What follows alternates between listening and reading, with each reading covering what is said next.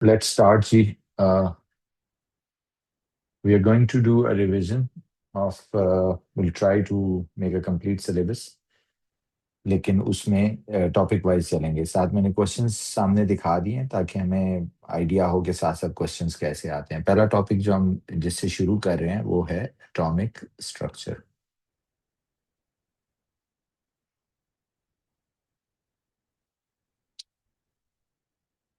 Atomic structure में बच्चों आपको सिर्फ एटम के स्ट्रक्चर के बारे में पता होना चाहिए कि सेंटर में प्रोटॉन न्यूट्रॉन्स होते हैं, around the nucleus different shells होते हैं जिसमें इलेक्ट्रॉन्स रोटेट करते रहते हैं, लाइक दिस, राइट। और फिर जो है इसमें जो इलेक्ट्रॉन्स हैं they are revolving like this. पहले शेल में 2 होंगे, फिर नेक्स्ट में 8 होंगे, राइट।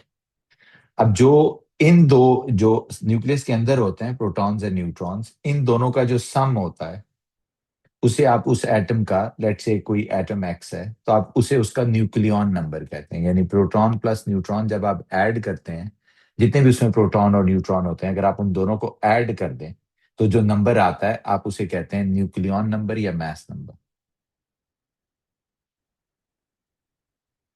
या मास नंबर या एटॉमिक मास भी कहते हैं।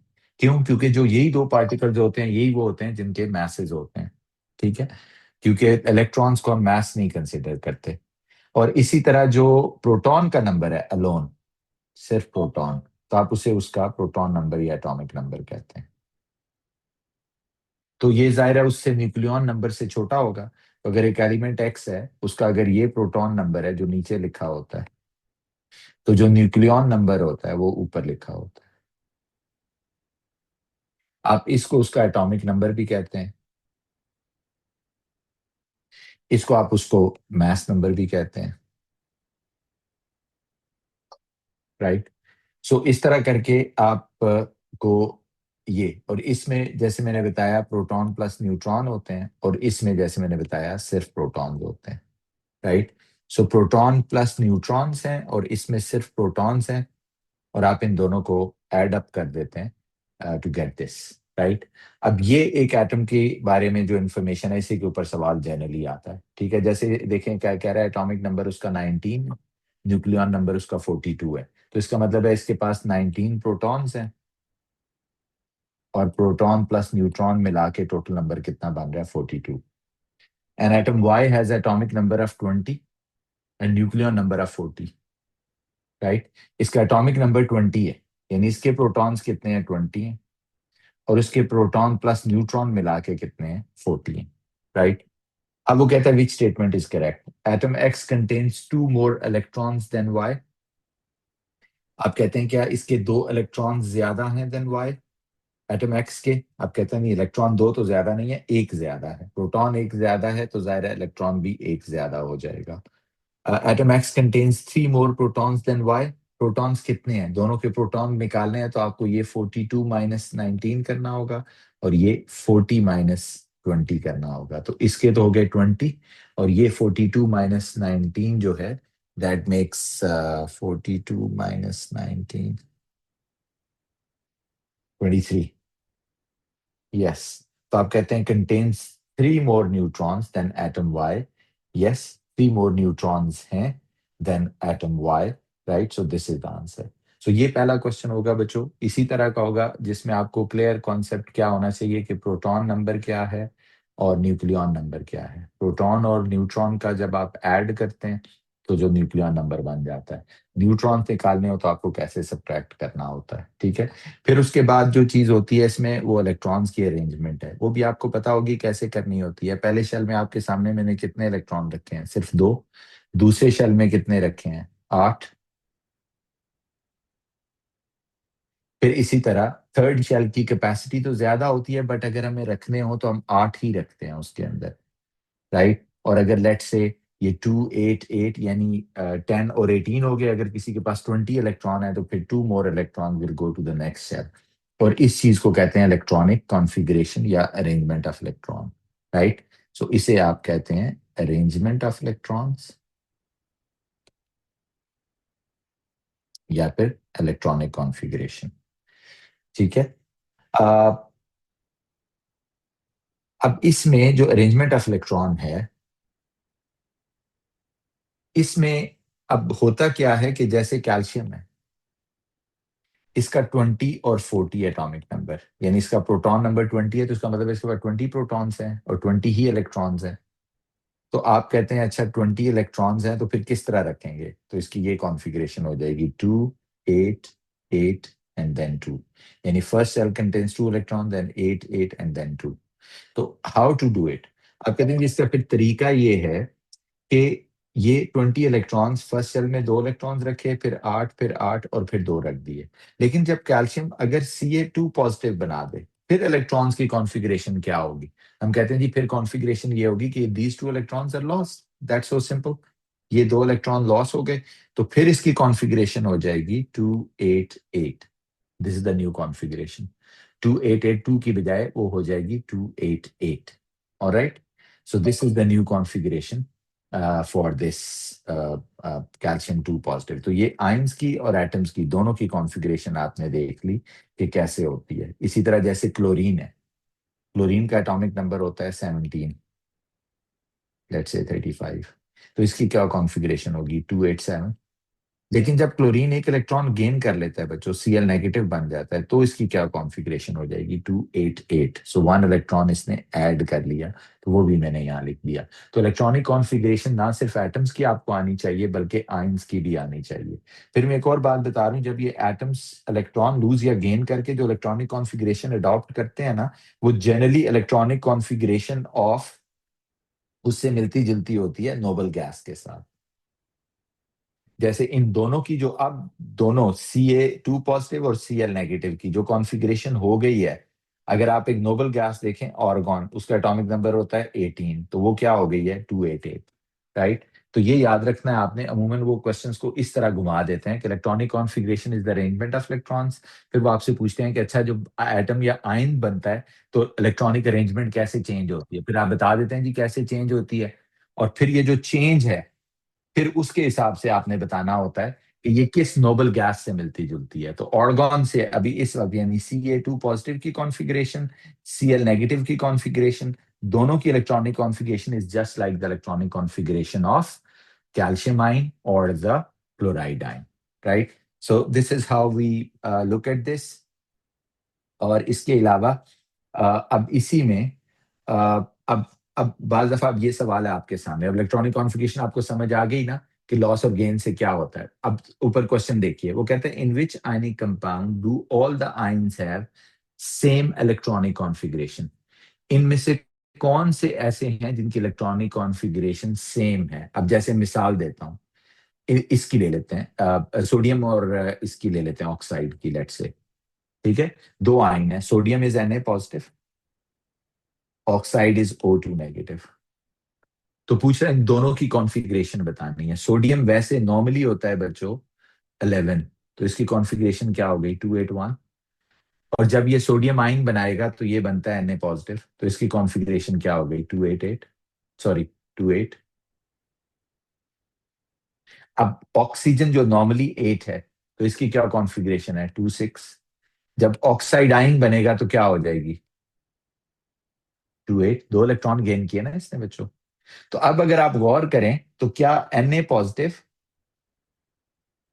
और O2 नेगेटिव, क्या दोनों की इलेक्ट्रॉनिक कॉन्फ़िगरेशन एग्जैक्टली सेम नहीं आ गई? 2828।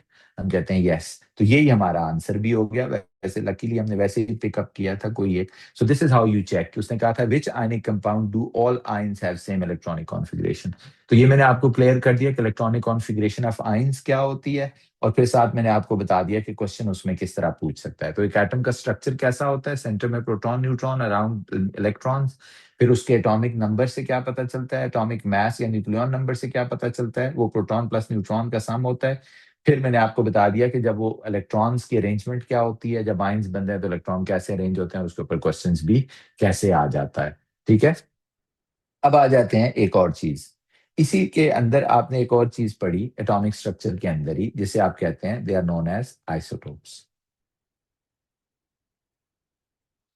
आप कहते हैं जैसे एक एटम है कार्बन, उसका एटॉमिक नंबर है 6, इसी एलिमेंट का। अब आइसोटोप्स में याद रखना एलिमेंट एक ही होता है, एलिमेंट इज कार्बन, बट इसी कार्बन का एक और कार्बन है जिसका एटॉमिक नंबर तो 6 है, लेकिन एटॉमिक मास जो है वो 12 हो गया या 13 हो गया या 14 हो गया, राइट? तो आप कहते हैं ये तीनों एटम्स कार्बन के, एलिमेंट एक ही है। तो ये जब भी आइसोटोप की डेफिनेशन आई या वो सवाल आए तो ये जरूर आपने बीच में मेंशन करना होता है कि they are atoms of same element. ये याद रखना है, ये वर्ड जरूर आना चाहिए उस ऑप्शन के अंदर जो आप पिकअप कर रहे हैं कि एटम्स ऑफ सेम एलिमेंट।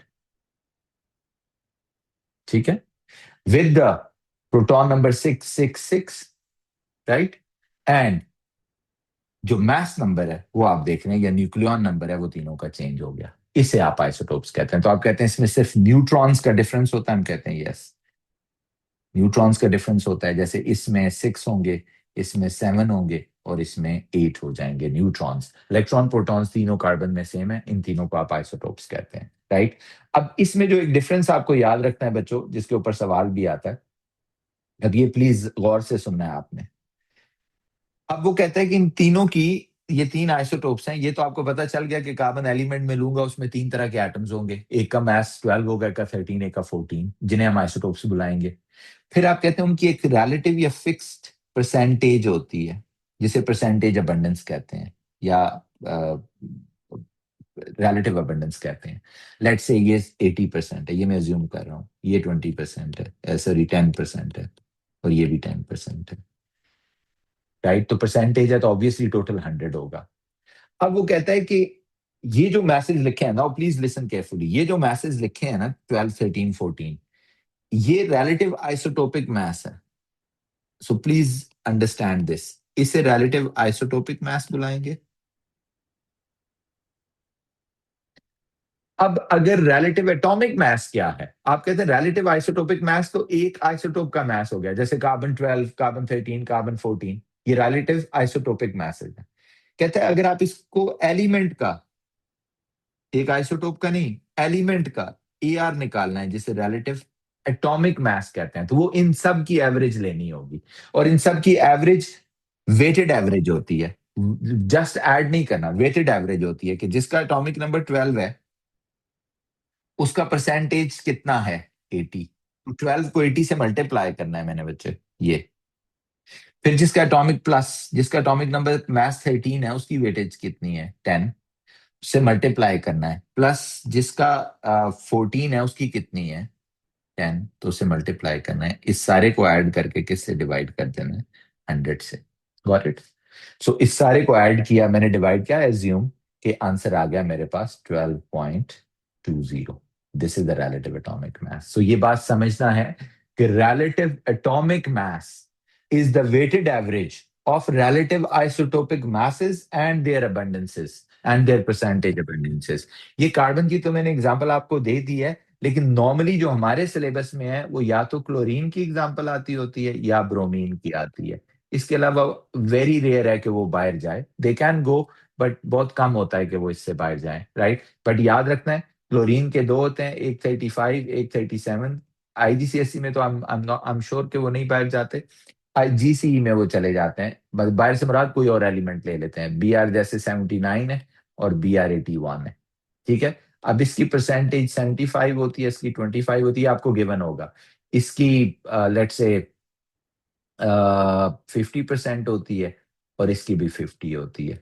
तो आपने जब भी इनके, इसका ए आर निकालना है तो आपने 75 को 35 से मल्टीप्लाई करना है, 25 को 37 से मल्टीप्लाई करना है और डिवाइड बाय 100 कर देना है। और इसमें तो आपको पता है 50-50 दोनों मल्टीप्लाई होकर 100 से डिवाइड हो जाता है। हाँ, कभी कभार ऐसा होता है वो ए आर दे देते हैं, जैसे क्लोरीन के केस में वो कह देते हैं अच्छा ये 35 पॉइंट। ये ज्यादा इंटरेस्टिंग है, एमसीक्यू में ब्रोमीन का चांस होता है क्योंकि इन दोनों की इक्वल है ना, वो इसका ए आर दे देते हैं, कहते हैं अच्छा एक एलिमेंट है, नाम नहीं लेते। लेट से वो कहते हैं कि एलिमेंट एक्स है, उसका ए आर 80 है, तो कहते हैं ये 2 आइसोटोप्स हैं, इनके अबंडेंस बताओ। तो आप कहते हैं अच्छा जो 79 है उसको मैं एक्स से मल्टीप्लाई कर देता हूं कि उसकी अबंडेंस एक्स है, प्लस 81 वाले को मैं 100 माइनस एक्स से मल्टीप्लाई कर देता हूँ। ये क्वेश्चन बड़ा इंपॉर्टेंट है, और ओवरऑल 100 से डिवाइड कर देता हूँ, तो ये आपके पास दोनों की अबंडेंस आ जाएगी। तो ये वाला एमसीक्यू भी चांस है आने के, ये अमूमन 1-2 साल बाद एक दफा जरूर आ जाता है कि जिसमें वो आपको क्या निकलवा रहा है, परसेंटेज या रिलेटिव अबंडेंस निकलवा रहा है। तो एक को एक्स लेना है, दूसरे को 100 माइनस एक्स लेना है और टोटल 100 से डिवाइड कर देना है, क्योंकि रूल ये है कि टोटल से हमने इसको डिवाइड करना ही करना होता है, राइट। इसके अलावा ये देखिए, which definition of isotopes is correct. अब देखें यही चीज, atoms of different elements no, atoms of different elements no, atoms of same element yes, atoms of same element yes, have a different number of electrons no, have different number of neutrons yes। सो ये चीज याद रखनी है आपको, ये जो अभी मैंने ऊपर बताया, राइट। सो ये, इसके अलावा ये देखिए, वो कह रहे हैं pure sample of element x has a relative atomic mass 51.8। Now AR is given 51.8, this side of the coin, the left side of the coin has already been given to you।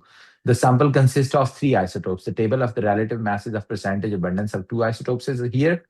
ये देखिए, एक का 50 है और percentage abundance 40 है, so what is the relative mass of third isotope. वो कह रहा है जी थर्ड आइसोटोप का मास, ये थोड़ा ट्रिकी है सवाल, सवाल गौर से देख लीजिए।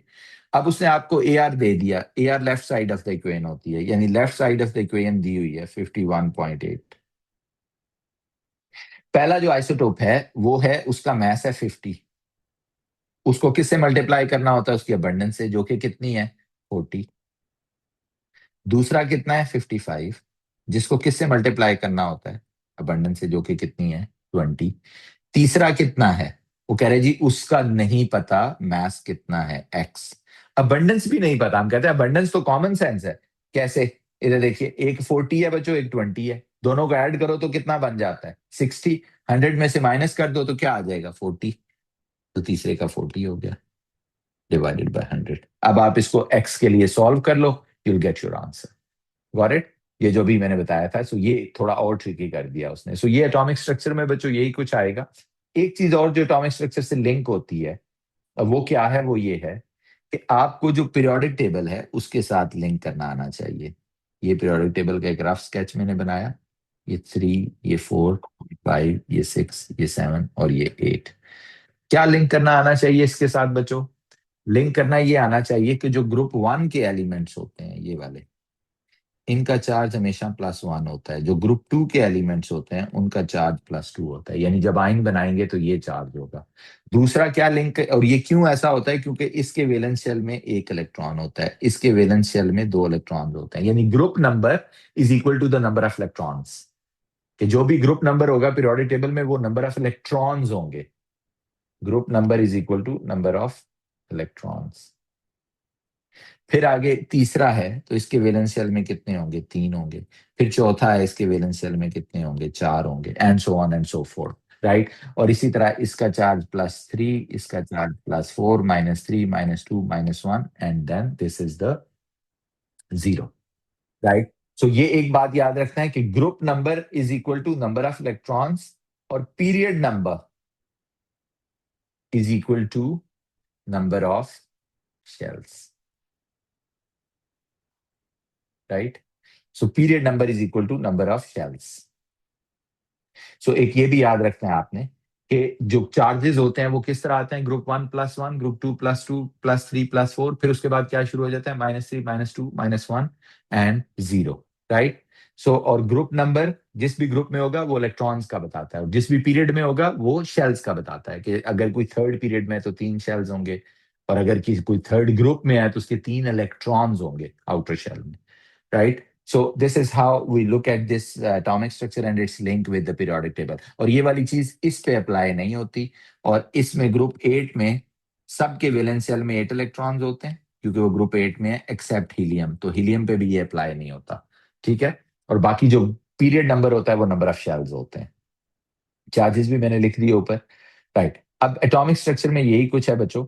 उसके बाद चले जाते हैं हम आगे। Next is after this we have जो वो है, ये जो चीज है ना बच्चों, यही चीज है। जैसे ये देखो, ये मास और ये अबंडेंस है, तो जिसका मास 20 है उसकी अबंडेंस देखें कितनी है, 10, 1। जिसका 22 है उसकी अबंडेंस कितनी है, 5। तो अगर इस तरह का सवाल ग्राफ की फॉर्म में आ जाए तो AR निकालना है, तो AR किसके इक्वल हो जाएगा, 20 टाइम्स 1 प्लस 22 टाइम्स 5, कितने बता रहा है, 2 आइसोटोप्स, तो डिवाइडेड बाय 6 करके इसकी अबंडेंस निकाल देनी, राइट। सो AR निकाल देना है, इस दफा AR पूछा था उसने, राइट। सो आइसोटोप से बच्चों इसी तरह के क्वेश्चन आएंगे। राइट। अब हम दूसरे टॉपिक पे चले जाते हैं। जो दूसरा टॉपिक इसके अंदर अब हम देखने जा रहे हैं वो है अबाउट जो एटॉमिक स्ट्रक्चर के बाद आ जाते हैं केमिकल बॉन्डिंग के ऊपर। Right. So if you look at the chemical bonding, chemical bonding में मैं स्ट्रेट फॉरवर्ड जाता हूँ। केमिकल बॉन्डिंग में जो चीज आपको करनी होती है, जिशान एक दफा सीक्वेंस मुझे बताएं आपने किस सीक्वेंस में इसको अटैच किया है, मुझे उस पे वो कर दें, मैसेज कर दें जिस सीक्वेंस में फाइल अटैच की है आपने। अच्छा अब सुने जरा, बॉन्डिंग में हमने क्या करना होता है बच्चों, वो देखिए। और ये स्ट्रक्चर अटैच कर दिए हैं आपने, ये देखें जरा, बॉन्डिंग देखिए जरा। जो बॉन्डिंग है ना, उसमें एमसीक्यू करना था, दोबारा कीजिए। ये देखें, तीन टाइप्स होती हैं। एक होता है आयोनिक, एक होता है कोवेलेंट, और एक होता है मेटेलिक। आयोनिक बॉन्ड कब बनता है? जब एक एलिमेंट मेटल साइड से आए और दूसरा कहां से आए? नॉन मेटल से। ठीक है। और कोवेलेंट कब बनता है? जब दोनों नॉन मेटल्स होते हैं।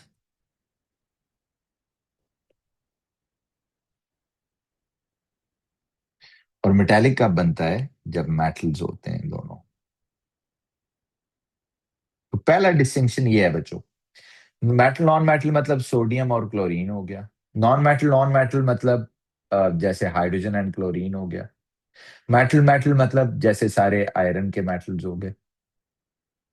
अब जैसे सोडियम और क्लोरीन में आयनिक बॉन्ड बनना है, बॉन्ड जब भी बनेगा, रूल एक ही है कि सबको अपना स्टेबिलिटी गेन करनी है, अपना ऑक्टेट पूरा करना है, अपने वैलेंस शेल में इलेक्ट्रॉन्स कंप्लीट करने हैं।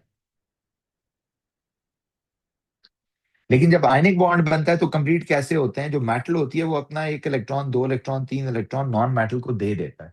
जैसे सोडियम अपना इलेक्ट्रॉन क्लोरीन को दे देता है, जिससे क्या होता है कि सोडियम के वैलेंस शेल में देखिए, फॉर एग्जाम्पल, अगर 1 2 3 4 5 6 अपने थे तो एक और आ जाएगा, तो उसके ऊपर नेगेटिव चार्ज आ जाएगा। और अगर कोई नॉन मेटल है ये, तो उसके क्या होंगे?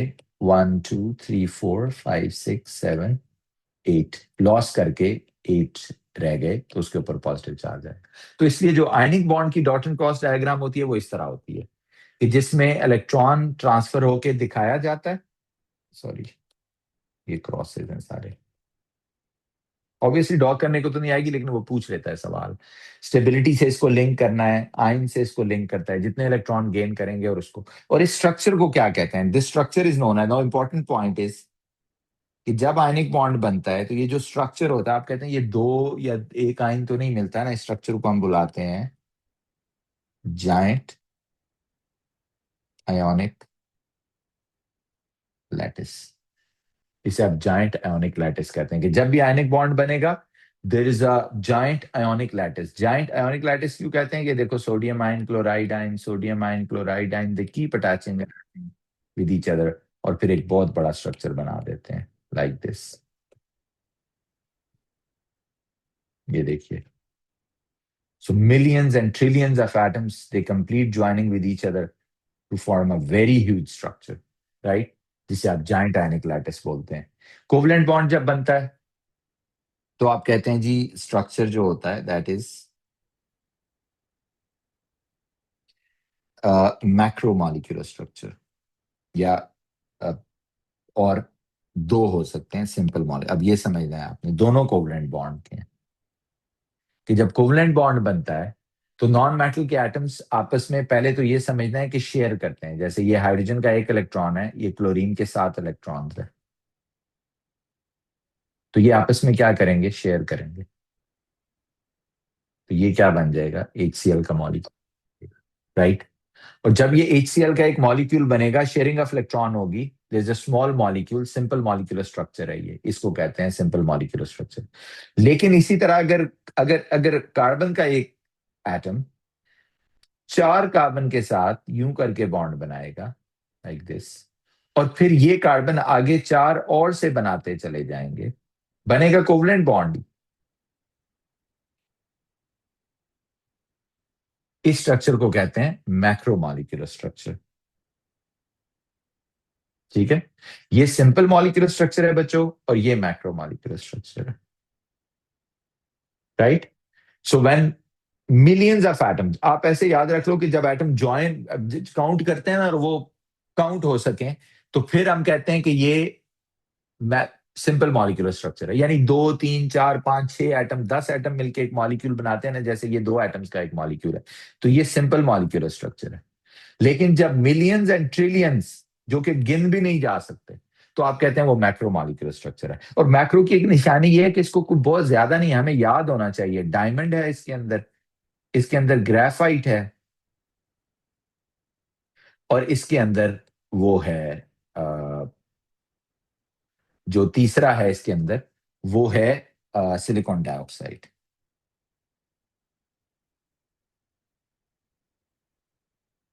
SiO2, right. सो सिलिकॉन डाइऑक्साइड है, डायमंड है, ग्रेफाइट है। ओके, अब देखें ये 3 ही एग्जाम्पल हैं। ठीक है, सिलिकॉन डाइऑक्साइड और डायमंड एक जैसे होते हैं क्योंकि उनमें मैक्रोमोलिकुलर स्ट्रक्चर होता है, लाइक दिस। ये देखिए, राइट। सो ये 3 है, बाकी जो भी होगा वो सिंपल। सो मैंने शॉर्टकट आपको बता दिया इसमें, क्योंकि मैं थोड़ा टाइम लगा रहा हूँ, बच्चे बहुत ज्यादा कंफ्यूज हो जाते हैं। ओके, सो बाकी जो भी होगा वो आपने याद रखना है, सिंपल मॉलिक्यूलर स्ट्रक्चर ही है जब तक वो कहे ना। ठीक है, वरना मैक्रोमोलिकुलर स्ट्रक्चर में मैंने आपको बता दिया कि क्या होता है। अब देखें, और इसके अलावा जैसे H2O है, वो सिंपल मॉलिक्यूलर स्ट्रक्चर है, अमोनिया है सिंपल मॉलिक्यूल, ये मैं फेमस फेमस बता देता हूं कि क्या क्या है।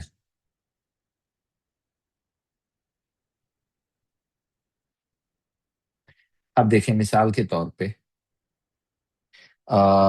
H2O है, NH3 है, एटसेट्रा एटसेट्रा। अब जो मेन पॉइंट है जिस पे याद रखना है, वो ये है कि जो क्वेश्चन आएगा कि जो मैक्रोमोलिकुलर स्ट्रक्चर होता है ना, उसमें network of strong covalent bonds होता है।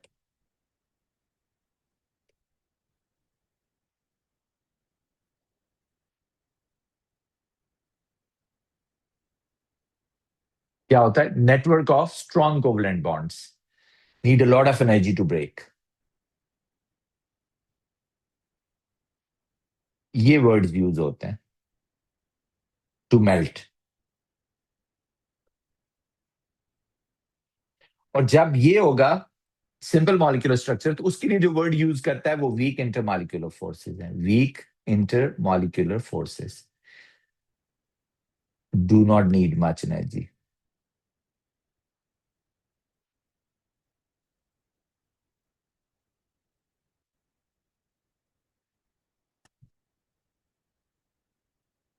Do not need much energy to break. Okay, so ये वर्ड्स आपने बच्चों याद रखते हैं, जब भी ये चीज आएगी तो आपने ये चीज बोलनी है। ठीक है, कि जब कोवलेंट बॉन्ड बनेगा तो सिंपल मॉलिक्यूलर स्ट्रक्चर कब होगा, या वीक इंटरमॉलिक्यूलर फोर्सेस का जिक्र कब करना है, जब वो सिंपल मॉलिक्यूलर स्ट्रक्चर होगा। Network of strong covalent bond, बहुत ज्यादा एनर्जी चाहिए, वो कब बोलना है, जब मैक्रो मॉलिक्यूल। सो ये कंफ्यूजन होती है जो बच्चों को यूजुअली हो जाती है।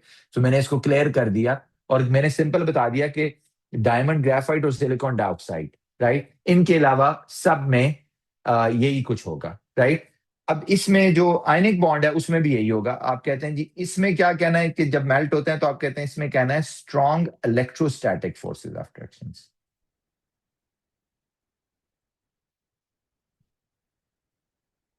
Strong electrostatic forces of attraction, right. यार जीशान, आपने ये क्यों नहीं बंद किए कमेंट्स भी? काइंडली वो भी बंद कर दें।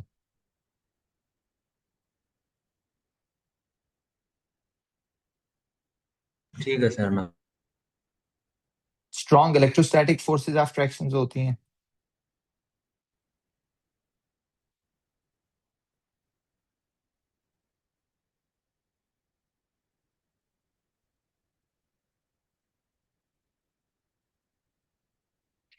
तो need a lot of energy to break.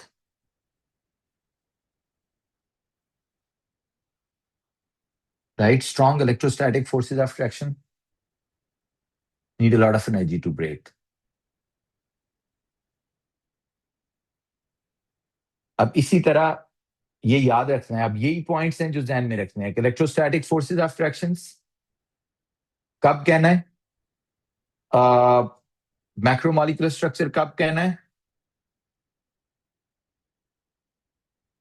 Okay, और सिंपल मॉलिक्यूलर स्ट्रक्चर कब कहना है, राइट, और वीक इंटरमॉलिक्यूलर फोर्सेस। क्लियर है? अब इसमें जो मेटल्स हैं उनमें भी यही होता है कि जो मेटल्स हैं उनकी बॉन्डिंग जरा डिफरेंट होती है कि they have a layers of arrangement, okay,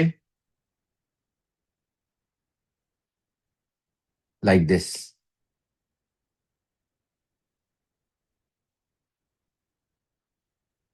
ये मेटालिक बॉन्ड है बच्चों, कि पॉजिटिव आयंस की लेयर्स होती हैं, नेगेटिव आयंस इलेक्ट्रॉन्स होते हैं, राइट। और ये रेज हैंड के अलावा जो भी कोई कर रहा है उसको रिमूव कर दें मीटिंग से। जीशान, हैंड रेज के अलावा जो भी कोई और कमेंट वो कर रहा है ना इमोजी, तो उसको ठीक प्लीज है, रिमूव कर ठीक दें। है। पूछना नहीं है, बस just kick him out.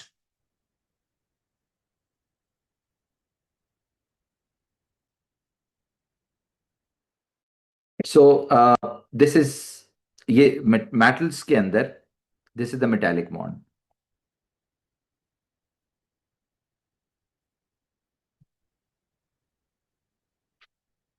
Right. So इसको फ्रीज को भी रिमूव कर दें। सो मेटालिक बॉन्ड जो होता है इसमें ये जिसने हैंड रेज किया हुआ इसको किक आउट करें, ये हनिया को भी रिमूव कर दें।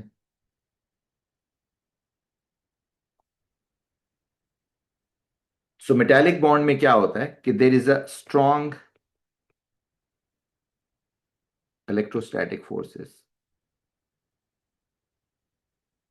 क्योंकि इसका स्ट्रक्चर भी अगर आप देखें, इसका भी जो स्ट्रक्चर है, कुछ रेज हैंड करे उसको भी रिमूव कर दें जीशान, पूछना नहीं है, बस किक आउट। ठीक है। तो जो स्ट्रक्चर होगा वो देखिए, द स्ट्रक्चर इज, अगर आप देखें इसे कहते हैं जाइंट मेटालिक लैटिस। सो तीनों का डिफरेंस आपने याद रखना है, इसी के ऊपर 3-4 एमसीक्यूज आते हैं। बाकी डॉट एंड क्रॉस तो आप बना ही लेते हैं, यहां जाके ये पार्ट है जिसमें आपको ज्यादा मसला आता है, ठीक है। सो जाइंट मेटालिक लैटिस कब बोलना है स्ट्रॉन्ग इलेक्ट्रोस्टैटिक फोर्सेज हैं, जब मेटालिक बॉन्ड होगा। ये कब बोलना है वीक इंटरमॉलिक्यूलर फोर्सेज, सिर्फ जब कोवलेंट बॉन्ड और सिंपल मॉलिक्यूलर स्ट्रक्चर होगा।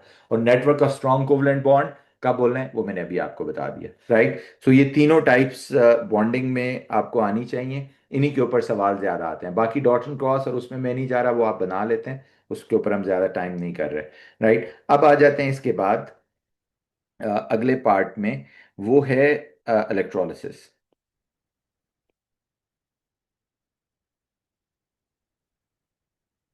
इलेक्ट्रोलिसिस बस आपने याद रखना है कि जो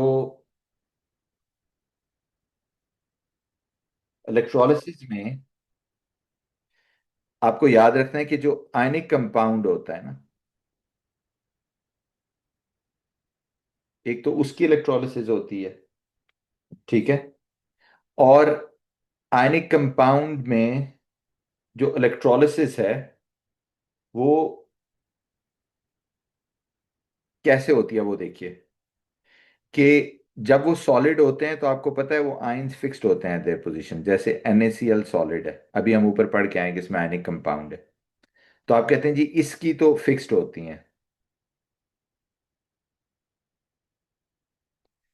यार ये इसको दोबारा ऐड कर दें, हसनैन को, इसको दोबारा लिंक भेज के ऐड कर दें हसनैन। इसने हैंड रेज किया था, आपने इसको रिमूव किया, इसको ऐड कर दें वापस। धन्यवाद है। NaCl, इसको आप भेज देना इसके ऊपर।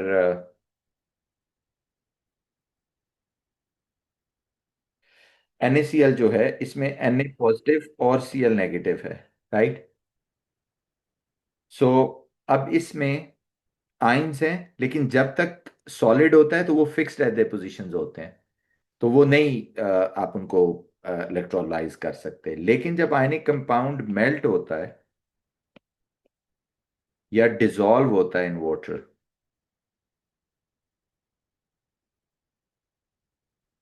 तो वो बन जाता है NaCl लिक्विड या बन जाता है NaCl एक्वस। तो जब ये आयनिक कंपाउंड मेल्ट होता है या डिसॉल्व होता है, ठीक है, तो दोनों केसेस में आपने बताया, ये महर को रिमूव करें, दोनों केसेस में इसे कहते हैं मोल्टन।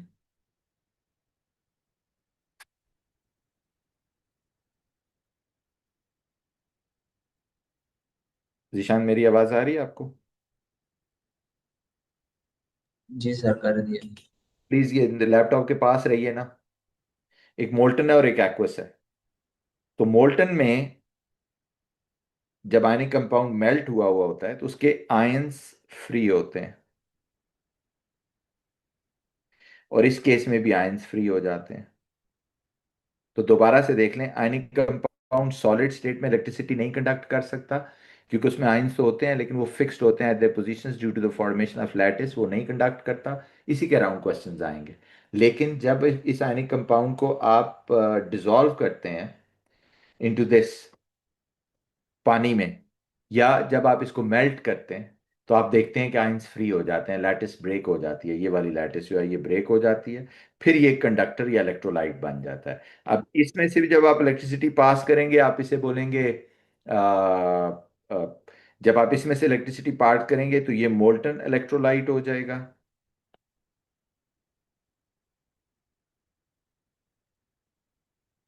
और जब आप इसमें से इलेक्ट्रिसिटी पास कर देंगे तो ये भी इलेक्ट्रोलाइट होगा, लेकिन ये NaCl एक्वस होगा।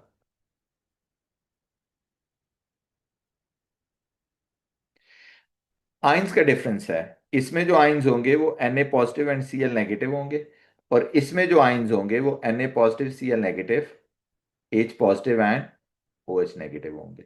राइट। सो ये आइंस का डिफरेंस है। जब एक्वस होता है तो ये दो एक्स्ट्रा आइंस कहाँ से आ जाते हैं, जिनको मैं हाईलाइट कर रहा हूँ वाटर में, वो सिर्फ NaCl एक्वस में नहीं होंगे, हर एक में होंगे।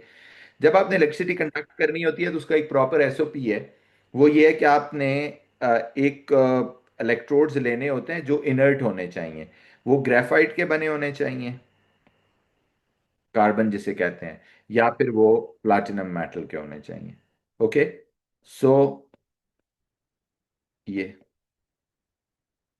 अब आप जब इसको बैटरी के नेगेटिव और पॉजिटिव टर्मिनल से कनेक्ट कर देते हैं, एक पे पॉजिटिव चार्ज आ जाता है, एक पे नेगेटिव चार्ज आ जाता है, एक को बोलते हैं एनोड और एक को बोलते हैं कैथोड। राइट। अब जब आप इसको देखते हैं, इलेक्ट्रिसिटी पास करते हैं, राइट, तो इसे आप इलेक्ट्रोलिसिस कहते हैं, यानी प्रोसेस जिसमें आप एक आयनिक कंपाउंड को मेल्ट करके या पानी में डिसॉल्व करके उसके आयंस बना के उसमें से जब बैटरी से करंट गुजारते हैं तो उसे इलेक्ट्रोलिसिस कहते हैं। वो जिसमें से गुजर रही होती है उसे इलेक्ट्रोलाइट कहते हैं। अब ये जो गुजरने का प्रोसेस है, ये वाया इनर्ट इलेक्ट्रोड हो रहा होता है जिन्हें ग्रेफाइट के होते हैं। उस दौरान क्या हो रहा होता है, आप कहते हैं उस दौरान जो आइंस है ना, they go to the respective electrodes. Respective mean जैसे इधर का नेगेटिव आइन इधर जाएगा और पॉजिटिव आइन इधर जाएगा, यानी अट्रैक्ट होते हैं टुवर्ड्स द ऑपोजिट इलेक्ट्रोड। और पॉजिटिव आइन इलेक्ट्रॉन गेन करेगा जिसे आप रिडक्शन कहते हैं और Na बन जाएगा। नेगेटिव आइन इलेक्ट्रॉन लूज करेगा, और क्योंकि नॉन मेटल्स डायटोमिक होती हैं तो दो क्लोराइड आयन Cl2 + 2 इलेक्ट्रॉन, और ये तो क्योंकि सिंगल ही होता है, तो ये जो मेटल होती है वो तो इसके ऊपर ही यहाँ डिपॉजिट हो जाती है। इसलिए कहते हैं कि मेटल जो बनी है वो उसी इलेक्ट्रोड के ऊपर as a layer, as a paint deposit हो जाती है। लेकिन क्योंकि क्लोरीन एक गैस है तो it's can't be deposited here, so ये यहाँ से लीव कर जाती है, goes out. Alright. So this is how it goes. और ये दोनों प्रोडक्ट आ गए, तो आपने कहा जी इसमें मुझे मिल गया सोडियम मेटल और मुझे मिल गया क्लोरीन गैस। इसकी ऑब्जर्वेशंस एग्जामिनर साथ अटैच कर देते हैं कि अच्छा सोडियम मेटल क्या है, ग्रे कलर की एक मेटल है जो वहाँ अटैच हो गई है। क्लोरीन गैस क्या है, आप कहते हैं जी वो एक येलोइश ग्रीन गैस है जो उधर निकलने लग गई है, जो कि अगर आप इसके आगे लिटमस पेपर रखोगे उसको ब्लीच कर देगी। राइट। सो अब ये इसके प्रोडक्ट्स आ गए, ये दोनों इक्वेशंस आ गई, इन्हें हाफ इक्वेशंस बोलते हैं। ये हाफ इक्वेशन ऑफ रिडक्शन है, जो कैथोड पे हुई है, इस इलेक्ट्रोड को कैथोड कहते हैं नेगेटिव वाला। ये हाफ इक्वेशन ऑफ ऑक्सीडेशन है जो एनोड पे हुई है। ठीक है। और रिडक्शन में इलेक्ट्रॉन इधर लिखे हैं मैंने, और ऑक्सीडेशन में मैंने इलेक्ट्रॉन इधर लिखे हैं। Right. So this is how we undergo the process of electrolysis for the molten compounds. Ionic जो एक्वस होता है उनमें थोड़ा सा डिफरेंस होता है। क्या डिफरेंस होता है? आप कहते हैं कि उनमें डिफरेंस ये होता है कि उनमें जो इलेक्ट्रोड्स होते हैं ना, पॉजिटिव या नेगेटिव, तो उसमें एक से ज्यादा तरह के आयन्स जाते हैं। आप कहते हैं जैसे इस केस में अब आप देखिए, दो पॉजिटिव आयन है और दो ही नेगेटिव आयन है, तो obviously they are gonna go towards this Na positive and H positive, और Cl negative and OH negative, ये इधर जाएंगे। राइट। अब क्या होगा? आप कह रहे हैं जी ये कैथोड है, तो अब तो दो आइंस गए हैं, क्या दोनों डिस्चार्ज होंगे? हम कहते हैं जी नहीं, दोनों नहीं डिस्चार्ज हो सकते, इनमें से प्रेफरेंशियल डिस्चार्ज होगा, यानी जिसको प्रेफरेंस मिलेगी वो डिस्चार्ज होगा। प्रेफरेंस कैसे पता चलता है? ये सीरीज आपको याद करनी होगी। पोटासियम, सोडियम, कैल्शियम, ये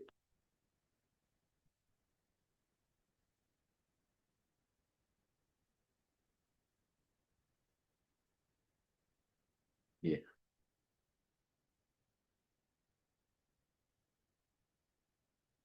ये अब इसमें से अगर आप गौर से देखें तो एक है Na positive on the top और एक है H पॉजिटिव डाउन देयर। तो आपको देखना होता है नीचे कौन है। जो भी नीचे होता है ना सीरीज में, वो प्रेफरेंस ले जाता है। तो आप कहते हैं जी अब ये दोनों जाएंगे, बट रिडक्शन सिर्फ हाइड्रोजन की होगी, क्योंकि it is good in reducing reduction.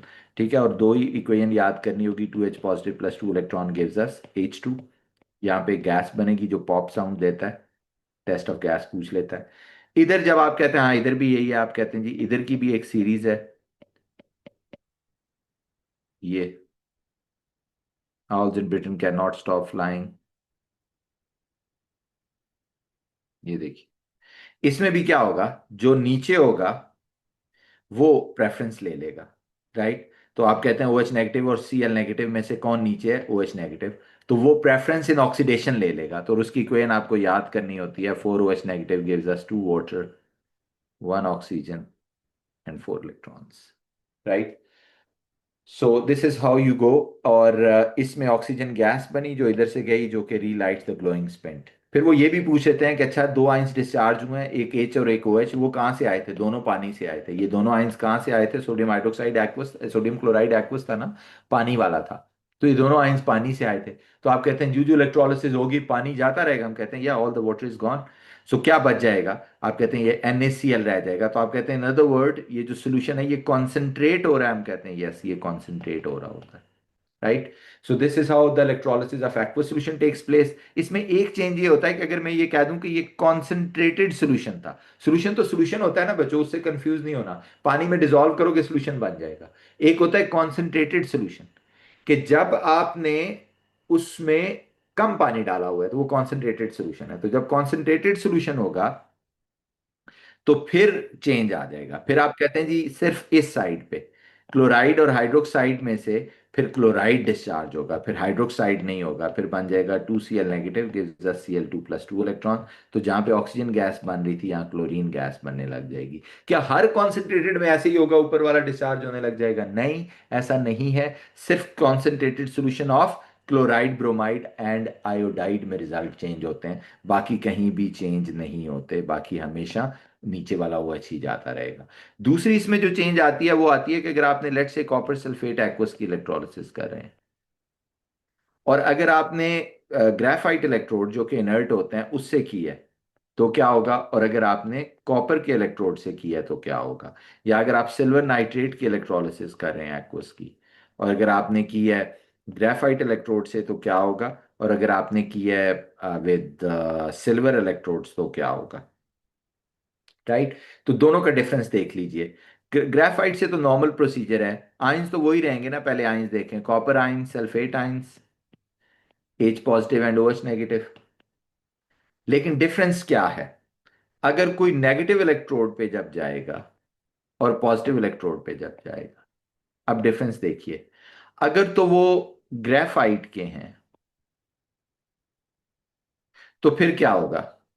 फिर जो ग्रेफाइट के अगर होंगे तो फिर हम कहते हैं कि जो नॉर्मल प्रोसीजर है, कॉपर नीचे है वो डिस्चार्ज होगा इधर, और हाइड्रोक्साइड नीचे है वो डिस्चार्ज होगा इधर। ठीक है। लेकिन अगर यही दोनों रॉड्स कॉपर के बने हुए हैं तो फिर क्या होगा? आप कहते हैं जी यहां तो कोई चेंज नहीं आएगा, यही कॉपर आयन ही डिस्चार्ज होगा, यानी रिडक्शन विल नॉट चेंज। ये याद रख लेना है, रिडक्शन में कोई चेंज नहीं आएगा, कैथोड वाली साइड पे कोई चेंज नहीं आएगा। तो किधर चेंज आएगा? आप कह रहे हैं जी एनोड वाली साइड पे चेंज आएगा। और वो क्या चेंज आएगा? हाइड्रोक्साइड में से क्या सल्फेट डिस्चार्ज होने लग जाएगा? नहीं, ये दोनों आयंस ऐसे ही रहेंगे। ये जो कॉपर मेटल है ना, ऑक्सीडेशन होनी है ना, तो ऑक्सीडेशन जरूरी नहीं है नेगेटिव आयंस की हो। वो कह रहा है ये ऑक्सीडेशन इस कॉपर की होने लग जाएगी, यानी मेटल की ऑक्सीडेशन होने लग जाएगी, और वो कॉपर आयन प्लस 2 इलेक्ट्रॉन बन जाएगा। आप कहते हैं ये तो बिल्कुल इसका ऑपोजिट बनने लग गया। हम कहते हैं yes, it is the opposite of this. तो आप कहते हैं इंस्टेड ऑफ दिस ये डिस्चार्ज होने लग जाता है। So that is the difference जो आपको समझना है, कि जब copper into copper ion use करोगे तो एनोड वाली साइड डिसॉल्व होगी और कैथोड पे जाके डिपॉजिट हो जाएगी। तो दोनों इक्वेशंस बेसिकली उसी का उलट हो जाएंगी, इधर से डिसॉल्व होगी, इधर जाके डिपॉजिट होगी। इसलिए इसमें नो कलर चेंज होता है, क्योंकि इलेक्ट्रोलाइट में टेक्निकली कोई चेंज नहीं आता। ठीक है, बस एनोड डिसॉल्व होता है और कैथोड पे डिपॉजिट हो जाता है। यही इलेक्ट्रोप्लेटिंग का, यही प्यूरिफिकेशन ऑफ मेटल का प्रिंसिपल भी है। राइट। तो इसके ऊपर एक दो सवाल आएंगे, एक से दो एमसीक्यूज इसके ऊपर जरूर आते हैं, जो हिस्सा मैंने आप डिस्क्राइब किया है, कि आपने ये गौर से देखना है कि किसका इलेक्ट्रोड कहाँ पे यूज हो रहा है। उसके अलावा अ, अब हम आगे चलते हैं। इसी की एक वो है एल्यूमिनियम की एक्सट्रैक्शन। तीसरी एप्लीकेशन इसकी एल्यूमिनियम एक्सट्रैक्शन होती है। उसके लिए आपको बॉक्साइट और यूज करनी होती है, और उसमें आपको एल्यूमिनियम का ऑक्साइड लेके उसको डिसॉल्व कर देना होता है into another liquid which is known as cryolite, और फिर उसकी इलेक्ट्रोलिसिस करनी होती है। उसका जो चैम्बर होता है वो भी थोड़ा डिफरेंट होता है, कि आपको यहाँ जो इसका इंटरनल पार्ट है ना, ये सारा इसको बैटरी के नेगेटिव टर्मिनल से कनेक्ट करते हैं। तो ये क्या बन जाता है? ये कैथोड बन जाता है। और इसके अंदर ग्रेफाइट का बना हुआ इस तरह का बड़ा सा एनोड डालते हैं, क्योंकि वो जलता रहता है ना, टाइम के साथ बर्न आउट हो जाता है। तो इसलिए आपको ये इसके साथ अटैच करना होगा। राइट। सो ये ग्रेफाइट एनोड है और ये नीचे कैथोड है। बाकी वही, ये दोनों मिक्सचर जो है वो इलेक्ट्रोलाइट होगा। तो इसमें एल्यूमिनियम आयन होंगे, ऑक्साइड क्रायोलाइट जो होता है ना, सोडियम एल्यूमिनियम फ्लोराइड इसको कहते हैं, ये कुछ नहीं होता इसको। ठीक है, इसकी इसकी इलेक्ट्रोलिसिस नहीं होती, सिर्फ एल्यूमिनियम और ऑक्साइड आयन की होती है, जिसमें एल्यूमिनियम आयन की रिडक्शन होगी टू बिकम Al, और ऑक्साइड आयन की ऑक्सीडेशन होगी to become O2 plus 4 electrons. Right. और ये जो O2 गैस है ये इसको बर्न कर देती है, इसलिए आप कहते हैं यहाँ एडिशनल रिएक्शन ये भी होते हैं, C+O2 CO बन जाता है, या C+O2 जो है वो CO2 carbon dioxide, carbon monoxide, oxygen, तीन तरह की गैसेस बनती हैं, और इसको रिप्लेस करना पड़ता है। और एल्यूमिनियम यहाँ से नीचे से ही आप एक्सट्रैक्ट कर लेते हैं, क्योंकि यहीं बनता है ये। राइट। सो ये सारा पार्ट हो गया। इलेक्ट्रोलिसिस में यही कुछ है। फिर आ जाए रीडॉक्स के ऊपर। रीडॉक्स में कोई खास एमसीक्यू नहीं आता, कभी कभार यही इलेक्ट्रोलाइट वो चेंज आ जाता है। मैं आपको एक सिंपल वर्ड में बता देता हूँ, जैसे ये मैग्नीशियम है और ये कॉपर सल्फेट है। अगर ये मैग्नीशियम सल्फेट और Cu बन जाता है, तो आप कहते हैं जी ये देखें, ऑक्सीडेशन स्टेट से एक तो असाइन करना इसमें आना चाहिए आपको। जब एलिमेंट्स, मैग्नीशियम एलिमेंट है ज़ीरो होगी, कॉपर एलिमेंट है ज़ीरो होगी। ठीक है, लेकिन सल्फेट -2 है तो कॉपर क्या होना चाहिए? +2 होना चाहिए। मैग्नीशियम +2 है तो सल्फेट क्या होना चाहिए? -2 होना चाहिए। सो अगर आप गौर से देखें तो सल्फेट एक स्पेक्टेटर आइन है, इसको छोड़ देते हैं, तो ओवरऑल मैग्नीशियम जो है वो turning into Cu2 positive gives us what? Mg2 positive plus Cu। ठीक है। तो क्या चेंज आएगा वो देखिए, फॉर एग्जांपल। राइट। सो ये जीरो से ये जीरो हो गया। राइट। सो अब इसमें ये हमने किया। अब मैग्नीशियम की क्योंकि जीरो से +2 हुई है ऑक्सीडेशन स्टेट, तो आप कह रहे हैं इसकी हो गई है ऑक्सीडेशन। कॉपर की +2 से जीरो हुई है, तो आप कह रहे हैं इसकी हो गई है रिडक्शन। जिसकी ऑक्सीडेशन होती है वो ऑक्सीडाइजिंग, रिडक्शन होती है ऑक्सीडाइजिंग एजेंट है, जिसकी ऑक्सीडेशन होती है वो रिड्यूसिंग एजेंट है। ठीक है। और ये आयनिक इक्वेशन मैंने लिख दी है, जिसमें से आप स्पेक्ट्रेटर आयन को निकाल दें उसे आप इसकी आयनिक इक्वेशन कहते हैं।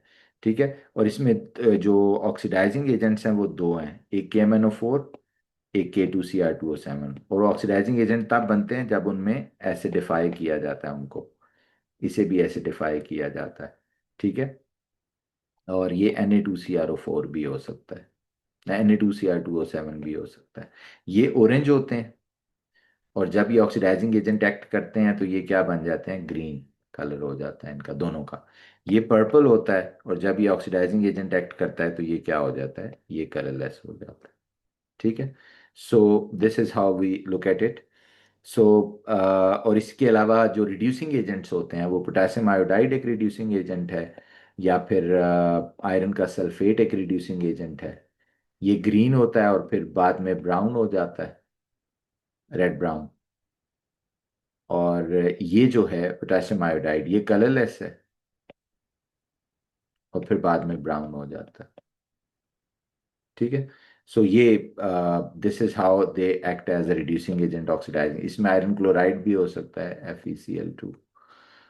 राइट। सो ये हो गया oxidising agent, reducing agent. Acidified होना चाहिए, इसको क्या एक्ट करते हैं, मैंने ओवरऑल इक्वेशन बता दी, आयनिक इक्वेशन बता दी, ऑक्सीडेशन के असूल आपको आने चाहिए, मैग्नीशियम के और कॉपर के एलिमेंट्स के जीरो होते हैं and all that, right. Redox में जनरली यही सवाल आता है। इसके अलावा आ जाते हैं रेट एंड रिवर्सिबल के ऊपर।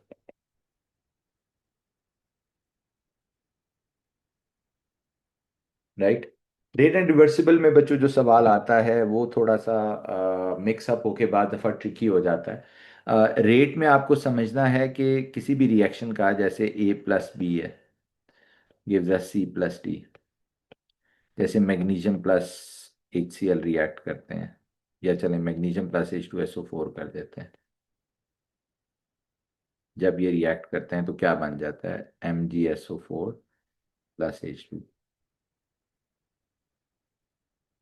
ओके। सो जब ये रिएक्ट करते हैं मैग्नीशियम प्लस H2SO4, तो होता क्या है कि आप जब एक इस जगह रिएक्शन करते हैं, ये देखें, ये एक बीकर है जिसमें मैंने सल्फ्यूरिक एसिड को डाल दिया, इसमें ये मैग्नीशियम रिबन भी है।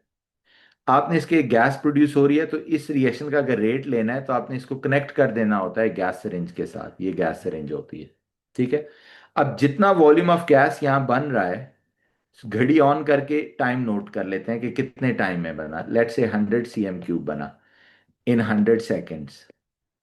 तो एवरेज रेट लेना होता है आपको, इसे एवरेज रेट बोलते हैं। तो आप कहते हैं 100 cm³ इन 100 सेकेंड्स बन गया, तो ये आ गया 1 cm³/सेकेंड। This is the rate. ठीक है। ये मैग्नीशियम रिबन इधर हमने रखा हुआ था। तो ये एक सवाल आएगा, और इसका ग्राफ इस तरह का बनता है हमेशा, ये जिसमें इधर वॉल्यूम ऑफ गैस है और इधर टाइम। और जितना ग्रेडियंट ज्यादा होगा ग्राफ का, उतना रेट फास्टर है। जितना ग्रेडियंट कम होगा, ग्रेडियंट समझते हैं, राइज ओवर रन, वो उतना रेट स्लो होगा। ये बात आपने याद रखनी है। ठीक है। और कभी कभार रेट स्लो होता है लेकिन volume of the product, amount of the product ज्यादा हो जाती है, यूं भी ग्राफ आ सकता है ये।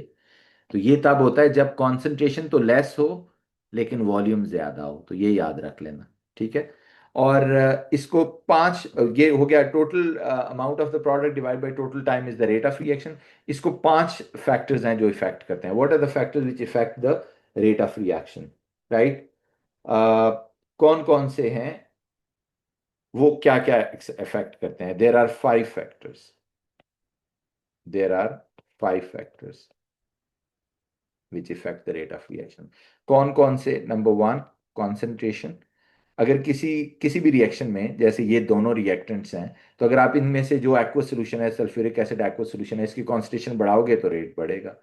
दूसरा है टेम्परेचर, जब इसको बढ़ाओगे तो रेट बढ़ेगा। तीसरा है प्रेशर, जब इसको बढ़ाओगे तो रेट बढ़ेगा। चौथा है कैटलिस्ट, जब ये डालोगे तो रेट बढ़ेगा। पांचवा है पार्टिकल साइज, जब ये कम करोगे तो रेट बढ़ेगा। ठीक है।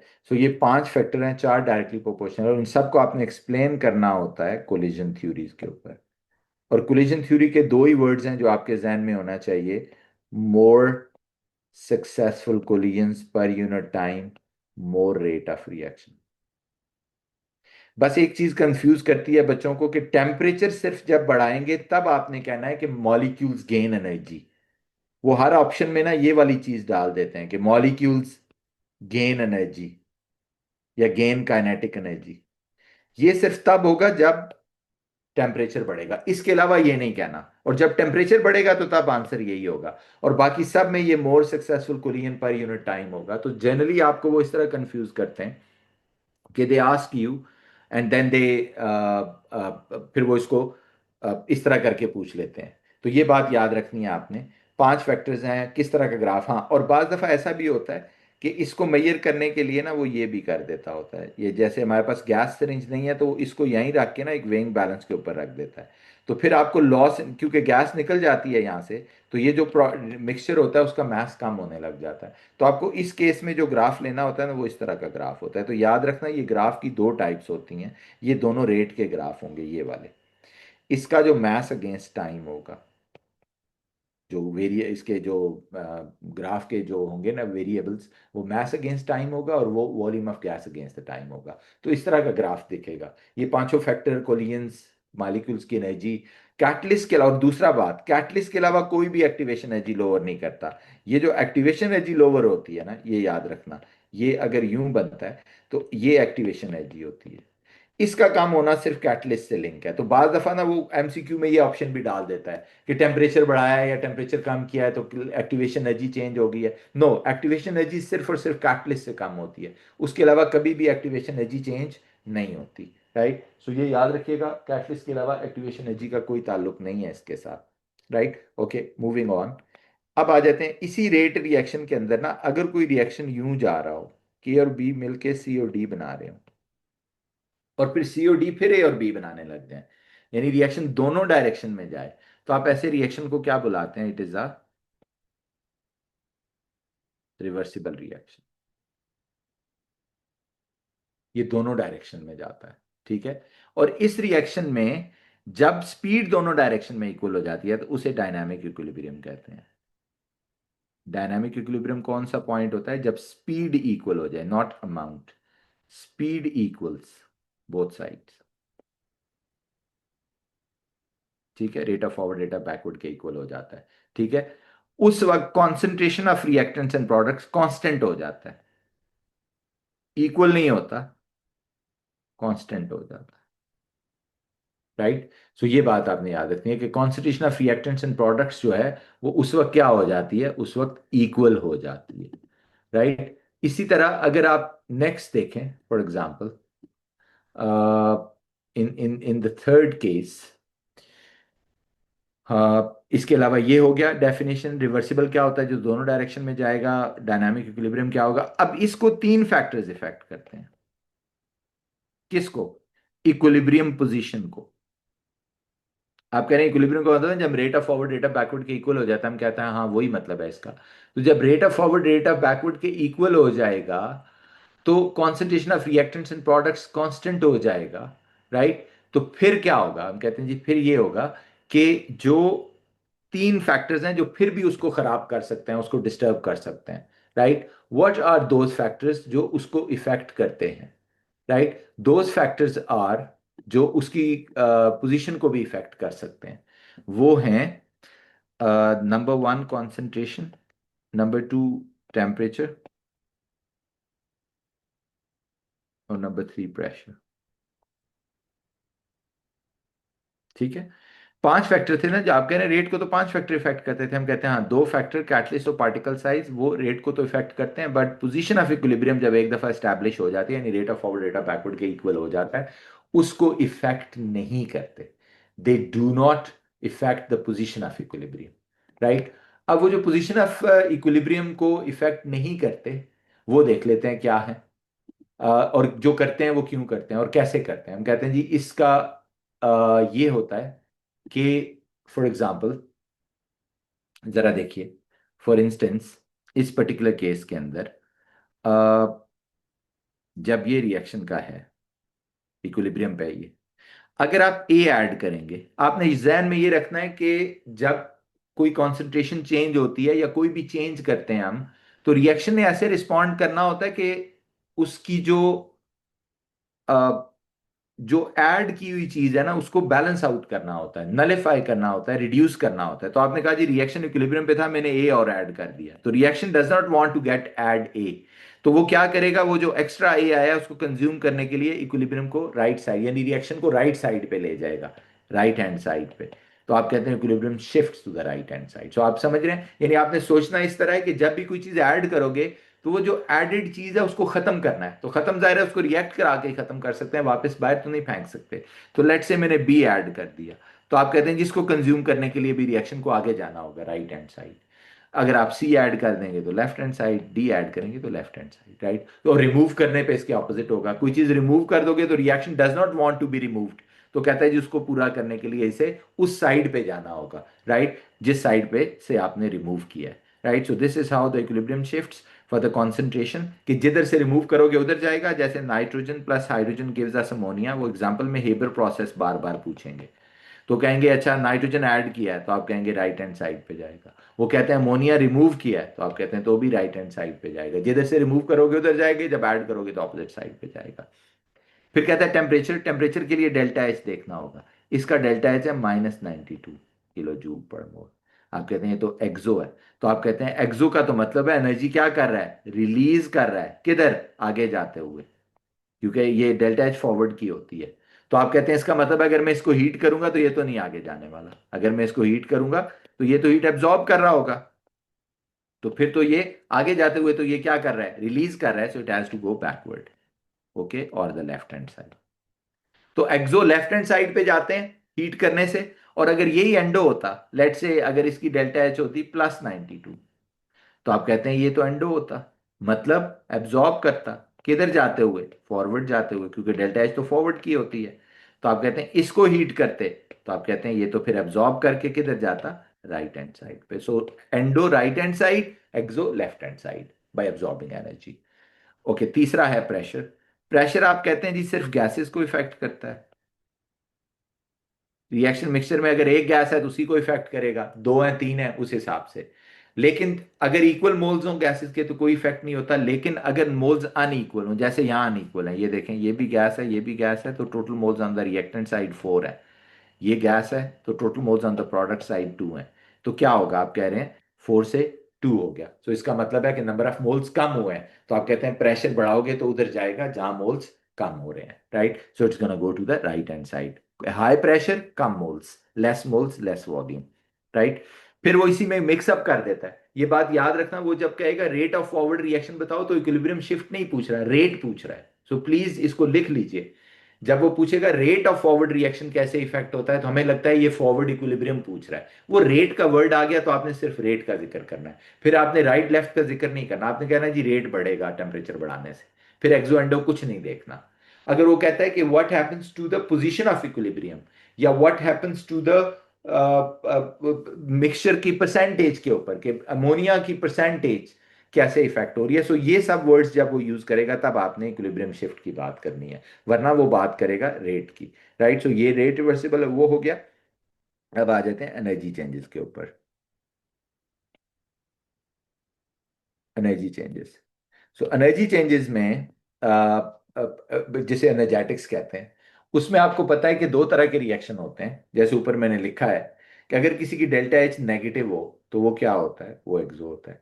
अगर किसी की डेल्टा एच पॉजिटिव हो तो वो क्या होता है, एंडो होता है। नेगेटिव मतलब एनर्जी रिलीज करना, पॉजिटिव मतलब एनर्जी एब्जॉर्ब करना। अगर नेगेटिव होगा तो उसकी इंथैल्पी इस तरह की होगी कि रिएक्टेंट्स ऊपर होंगे, प्रोडक्ट्स नीचे होंगे, and it goes like this, ठीक है। और रिएक्टेंट्स और प्रोडक्ट का जो डिफरेंस होता है उसे डेल्टा एच बुलाते हैं। रिएक्टेंट और टॉप मोस्ट लेवल का जो डिफरेंस होता है उसे एक्टिवेशन एनर्जी कहते हैं, ठीक है। इसी का जब रिएक्शन रिवर्स होता है, हम कंफ्यूज हो जाते हैं रिवर्स में, जब रिएक्शन रिवर्स डायरेक्शन में जाएगा तो डेल्टा एच यही रहेगी, सिर्फ एरो का हेड बदल जाएगा, आते हुए नेगेटिव थी, आते हुए बस पॉजिटिव हो जाएगी। अगर ये -92 थी तो ये +92 हो जाएगी। हाँ, लेकिन एक्टिवेशन एनर्जी टोटली चेंज हो जाती है, जाते हुए जब रिवर्स जा रहा है तो फिर आपका प्रोडक्ट आपका रिएक्टेंट बन जाता है, तो फिर इसके लेवल से टॉप मोस्ट लेवल तक एक्टिवेशन एनर्जी है। तो बेसिकली जो रिवर्स की एक्टिवेशन एनर्जी है ना, वो डेल्टा एच और एक्टिवेशन एनर्जी को ऐड कर देना होता है। लेट्स से इसकी पहले डेल्टा एक्टिवेशन एनर्जी थी 10 फॉरवर्ड की, तो अब की एक्टिवेशन एनर्जी रिवर्स की वैल्यू नंबर्स में कितनी हो गई है? नंबर्स में ये हो गई है 92 प्लस 10 इज इक्वल टू 102। तो ये बात याद रखनी है। ये रिवर्स की डेल्टा एच वही है, सिर्फ वैल्यू का साइन बदल गया है, बाकी सब कुछ वही है। इसी तरह अगर एंडोथर्मिक रिएक्शन की बात, और इधर एनर्जी इधर पाथवे होता है।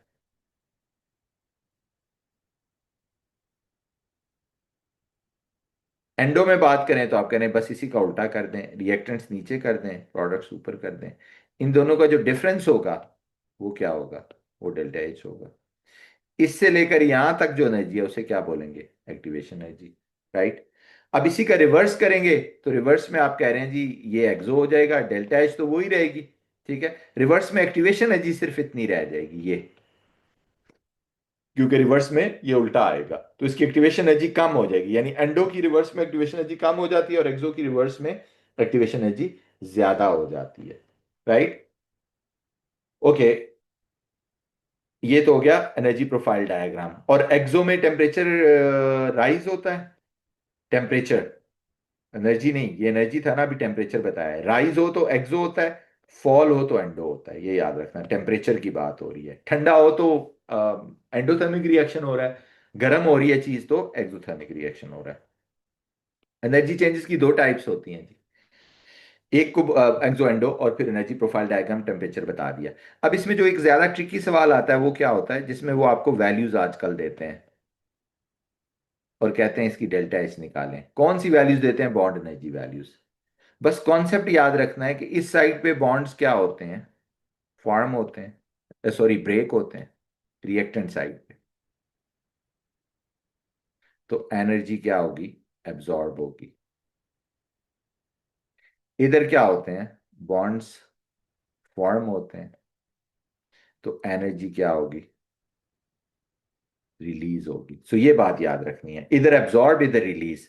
दो बॉन्ड इधर हैं, एच एच और सी एल सी एल का।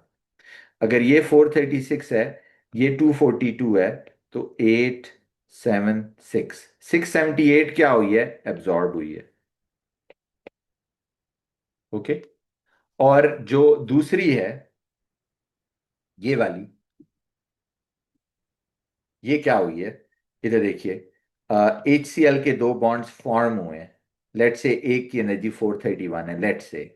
तो 2 टाइम्स 431, 268, 862 क्या हुई है? रिलीज हुई है। तो ये बात आपको याद रखनी होती है कि जब कोई रिएक्शन होता है तो ये चीज है, इस बीकर में रिएक्शन हो रहा है तो रिएक्टेंट साइड से एनर्जी रिलीज होकर बाहर आई है, क्योंकि उधर बॉन्ड्स फॉर्म हुए हैं, इधर एब्जॉर्ब हुई है। तो ऑब्वियसली कोई हमसे डेल्टा एच पूछेगा, ओवरऑल इंथैल्पी चेंज पूछेगा, तो मैं बता सकता हूं कि ओवरऑल इंथैल्पी चेंज जो है वो इन दोनों का ऑब्वियसली डिफरेंस है। इन दोनों का डिफरेंस जो है, एक 678 है, एक 862 है। इन दोनों को आप फर्क करते हैं, you will get the answer like minus. अब ये बड़ी ऑब्वियसली आंसर माइनस में आएगा, 84 किलो जूल पर मोल। इसे आप डेल्टा एच बुलाएंगे। राइट। इसका फॉर्मूला आपको सिखाया है। अब कभी कभार वो डेल्टा एच पूछने की बजाय sum of bond energy of reactants minus sum of bond energy of product, तो ये माइनस का साइन खुद ही लगा हुआ आ जाएगा। ठीक है, तो कभी कभार ना वो डेल्टा एच तो दे देता है, जैसे मैंने इसमें डेल्टा एच दे दी कि 184 है। आपसे पूछ लिया अच्छा ये वाला जो बॉन्ड है ना एच सी एल, इसकी एनर्जी बताओ। तो फिर भी आसान है, आप कहते हैं ये देखो 436 प्लस 242, इन दोनों को ऐड किया, माइनस उधर एच सी एल को मैं एक्स लिख दिया, तो दो एच सी एल हैं तो 2x करके इसको सॉल्व कर लिया। सो ये भी एक तरीका होता है, आप बॉन्ड एनर्जी को निकाल सकते हैं। ठीक है। और ये याद रखना, अगर ये जैसे 2 था तो आपने देखा मैंने 2 से मल्टीप्लाई किया, अगर इधर 2 होता तो ये वैल्यू भी 2 से मल्टीप्लाई हो जाती, इधर 2 होता तो भी। यानी ये जो नंबर ऑफ मोल्स होते हैं, जो कोफिशिएंट में वैल्यू होती है, नंबर होता है, बस उसी को मल्टीप्लाई करना होता है, बाकी मल्टीप्लाई नहीं करना आपने। सो ओवरऑल एक रिएक्शन एक्सो कब होता है? जब bond energy release in bond formation ज्यादा हो देन एब्जॉर्ब। और एंडो कब होता है? जब एब्जॉर्ब ज्यादा हो then release. Okay, so this is how they held the difference between them. Right. So enthalpy में यही कुछ था। रेट रिवर्सिबल हो गया, रीडॉक्स इलेक्ट्रोलिसिस हो गया। राइट। बाकी जो अभी इसके अंदर पीरियोडिक टेबल है, अब जो जो टॉपिक आपको रटने हैं वो मैं यहाँ लिख देता हूँ कि ये बेसिकली रटा पार्ट है, मुझे इसको दोबारा रिवाइज कराने में कुछ अंडरस्टैंडिंग इन्वॉल्व नहीं है, तो मैं अभी यहाँ लिख देता हूँ। पीरियोडिक टेबल में आपने अभी बैठ के बच्चों रटा करना है, जिसमें ग्रुप 1 के एलिमेंट्स, उनका मेल्टिंग पॉइंट कैसे वेरी करता है डाउन द ग्रुप। ये बार बार आएगा, ठीक है। और इनकी रिएक्टिविटी कैसे वेरी करती है, रिएक्टिविटी इंक्रीज करती है, मेल्टिंग पॉइंट डिक्रीज करता है डाउन द ग्रुप, ओके। और इसका जो ग्रुप हैलोजेंस है, ग्रुप 7 वाले, उनका colours down the group darken होता जाता है, ठीक है। और सबके individual colour greenish yellow, yellow, फिर ग्रीनिश येलो, फिर chlorine greenish yellow, fluorine yellow, और bromine reddish brown and so on, ठीक है। इस तरह जो दूसरा है, फॉर एग्जांपल जो कलर है, और इसी तरह इनका melting boiling point down the group increase करता है। आयोडीन वगैरह सॉलिड है, फ्लोरीन गैस है, क्लोरीन गैस है, ब्रोमीन एक लिक्विड है, ठीक है। सो ये वाली चीज हैलोजेंस के बारे में, फ्लोरीन क्लोरीन। ट्रांजिशन मेटल्स के बारे में कि उनकी डेंसिटी, उनका मेल्टिंग पॉइंट, बॉइलिंग पॉइंट वो ज्यादा होते हैं as compare to the other. वो कलर्ड कंपाउंड बनाते हैं, कैटलिस्ट के तौर पे यूज होते हैं, इसलिए वो बड़ा हेल्पफुल होते हैं एनर्जी परस्पेक्टिव में, ठीक है। सो उसकी एनर्जी को भी कम कर देते हैं, राइट। और इसके अलावा इसमें पीरियोडिक टेबल में नोबल गैसेस के बारे में उनका एक एक यूज है, वो आपको आना चाहिए, ठीक है। सो ये जल्दी से आपने क्विकली याद करना होगा, ये सारा वो मटेरियल है जो मैं बता रहा हूँ जो आपको लर्न करना है, ठीक है। पीरियोडिक टेबल में यही कुछ है। और उसके बाद जो है मेटल्स हैं, ठीक है। मेटल्स में बार बार वो पूछता है कि displacement reactions, the more reactive metal displace the less reactive metal. Metal की रिएक्टिविटी सीरीज यही वाली जो अभी हमने ऊपर यूज़ किया, उसमें जो भी ऊपर वाली मेटल है नीचे वाली को डिस्प्लेस कर सकती है। फिर इसमें आयरन की एक्सट्रैक्शन, उसके ऊपर सवाल आएंगे, वो जो ब्लास्ट फर्नेस में होती है, ठीक है। वो जरूर कर लेना। उसकी और का नाम आ जाता है हेमेटाइट, उसके इक्वेशंस आ जाते हैं, उसकी रीडॉक्स इक्वेशंस आ जाती हैं, उसकी इम्प्योरिटी की रिमूवमेंट की जो इक्वेशन है वो आ जाती है, कैल्शियम सिलिकेट वाली, ठीक है। और इसके अलावा एक आध उस पे आ जाएगा कि जो ब्रास है वो किस किस चीज़ का मिक्सचर है, ठीक है। ब्रॉन्ज जो है, या वो जो स्टील होता है, ठीक है। और इसके अलावा बस ये रटा पार्ट है एल्यूमिनियम की, वो कि उसके अराउंड एक लेयर बन जाती है विच स्टॉप्स इट फ्रॉम फर्दर, जो उसको प्रोटेक्ट करती है, एल्यूमिनियम ऑक्साइड की इनर्ट लेयर, ठीक है। कॉपर के यूज आ गया कि वो क्यों गुड कंडक्टर होता है। एल्यूमिनियम का यूज उसके इसके हिसाब से कि क्योंकि वो लेस रिएक्ट, क्योंकि वो लाइट इन वेट है, इसलिए केबल्स में और एयरक्राफ्ट बनाने में इस्तेमाल होता है। उसकी डेंसिटी कम है, यानी लाइट वेट है, ठीक है। और इसके अलावा एयर एंड वाटर में जो सबसे ज़रूरी चीज़ है वो पानी का टेस्ट है, जो आप बार बार भूल जाते हैं। पानी का टेस्ट आपने ज़रूर याद करना है, ये डेफिनेटली आएगा। पानी के टेस्ट में वो पूछता है, जैसे वही कोबाल्ट क्लोराइड का जो पिंक कलर होता है वो कैसे ग्रीन हो जाता है, ब्लू कलर से कैसे पिंक हो जाता है, और कॉपर सल्फेट कैसे कलरलेस से ब्लू हो जाता है, ठीक है। तो ये ब्लू टू पिंक है, copper sulphate colourless to blue है, ठीक है, जब पानी डालो तो, ठीक है। और ये जो है ये ब्लू टू पिंक हो जाता है पानी डालने से, ठीक है, अगर पानी हो वो लिक्विड तो। ये इनका टेस्ट है। फिर हाइड्रेशन के बारे में ज़रूर सवाल आएगा। कॉपर सल्फेट के साथ ये जो 5 वाटर मॉलिक्यूल अटैच होते हैं, वाटर ऑफ क्रिस्टलाइजेशन जिसको कहते हैं, ठीक है, 5 वाटर मॉलिक्यूल इसके साथ अटैच होते हैं। इसका बाज दफ़ा ये जो हाइड्रेटेड इन्हें वाटर ऑफ क्रिस्टलाइजेशन कहते हैं। और एयर में वही सारी चीज़ें आपको याद करनी होंगी। पोल्यूशन में क्या होता है, कार्बन मोनोऑक्साइड, हाइड्रोकार्बन, उसके अलावा ऑक्साइड्स ऑफ नाइट्रोजन जो ये प्रॉब्लम करते हैं, एसिड रेन, सल्फर डाइऑक्साइड, और ये, ठीक है। ये सारा रट्टा है इसका पार्ट जो है। और एक और चीज़ जो मैं, ऑर्गेनिक पे आ जाएं, ऑर्गेनिक में फिर आपको वही सारा पहले बेसिक आपको आनी चाहिए कि कार्बन की चेन होती है, उसके साथ हर कार्बन के 4 बॉन्ड्स होते हैं, ठीक है। फिर इनमें एल्केन है, अगर कुछ कोई फंक्शनल ग्रुप ना लगा हो तो। अगर डबल बॉन्ड आ जाए तो फिर आप कहते हैं वो एल्कीन बन जाता है।